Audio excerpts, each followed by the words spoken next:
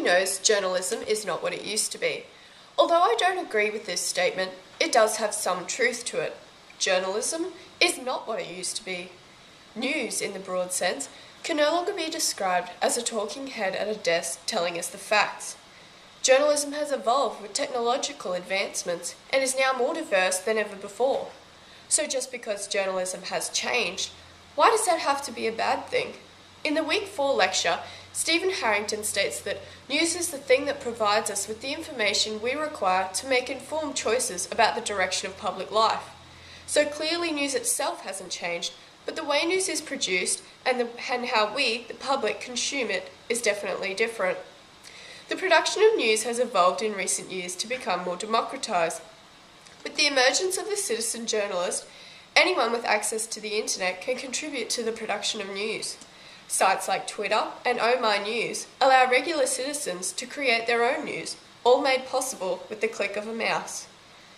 We've also recently seen a popularity shift towards more entertaining news programs such as The Chaser's War on Everything and The 7pm Project. At its peak, The Chaser was viewed by 2.2 million viewers. This figure suggests that an entertaining, while also informational form of news is connecting with audiences today.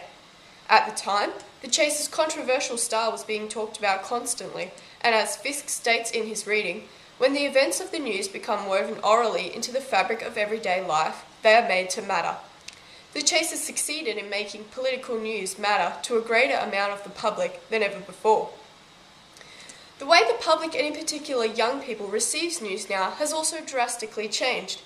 With the evolution of the internet, there are infinite possibilities for citizens to consume news.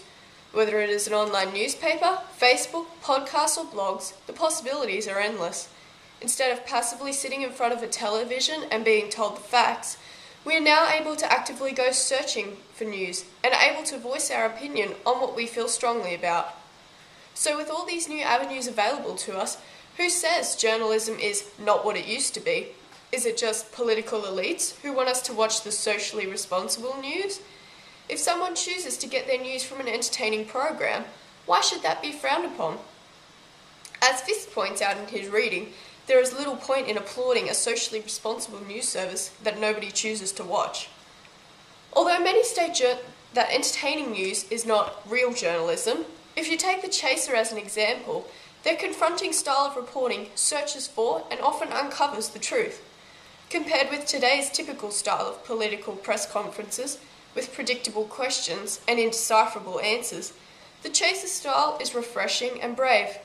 As Harrington suggests, it could even be said that this tackling of public figures harks back to an earlier form of TV journalism, where the reporter acted as more of a hero, working hard in the pursuit of truth rather than as a mere talking head. What we as society need to accept is that journalism can no longer be thought of in its traditional style. As Harrington suggests, I propose we now think of journalism not in the singular, but a range of journalisms which operate in different ways, fulfill different requirements, and appeal to different niche audience groups.